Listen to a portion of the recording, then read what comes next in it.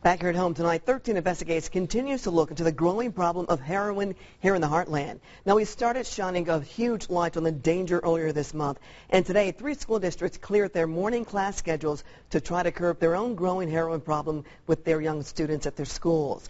Eyewitness News anchor Anne-Marie Tiernan has been leading this way on this story. She was there in Randolph County today, and Anne, these schools trying a brand new approach to get to our kids a lot sooner before they begin taking heroin. Well, they don't want to hide from a problem, that's for sure. Randolph County is a big county with a small population, and everyone seems to know each other there in the eastern Indiana town. So when a young man, Matt Cook, died 2 weeks ago from a heroin overdose there, it hit hard, and it also accelerated efforts to decrease demand for heroin in their hometown. The audience of 7th through 12th graders arrived on 40 school buses. The message waiting inside, far from sugar-coated. Right now, in Randolph County, we're focusing on heroin. The mission is to direct these young lives away from a killer. You risk your life with every use. A former undercover officer asked the students about their access. Raise your hand if you have ever seen marijuana, heroin, or cocaine in person. Raise your hand. And most of the hands stayed up when she asked if they were offered those drugs and knew where to get some this weekend. That is pitiful. But it's a reality for many, like Dustin Durham. I am an addict. I will be an addict for the rest of my life. Dustin got hooked on heroin between his junior and senior years of high school. Yeah, I'm over the embarrassment now. And now a first, going public with his personal battle in front of 1,500 people. He's never spoken in front of 10 people.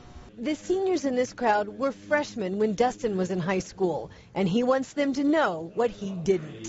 I didn't know how big of a problem. I didn't know about how addictive the substance was. I didn't know anything about it. And by the time I knew anything about it, it was already too late. I believe it got me and had control of me within 2 or 3 times of use. Just let your mind run wild, because we've been there, done it, been through it, and we're tough people. And his mother's tough, and I mean tough. And she can give tough love, and I can too.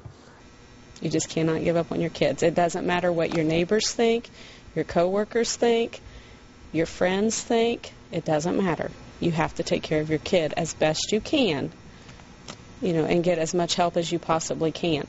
I was ready to give up on him before she was. I'm glad I didn't, but I was ready to.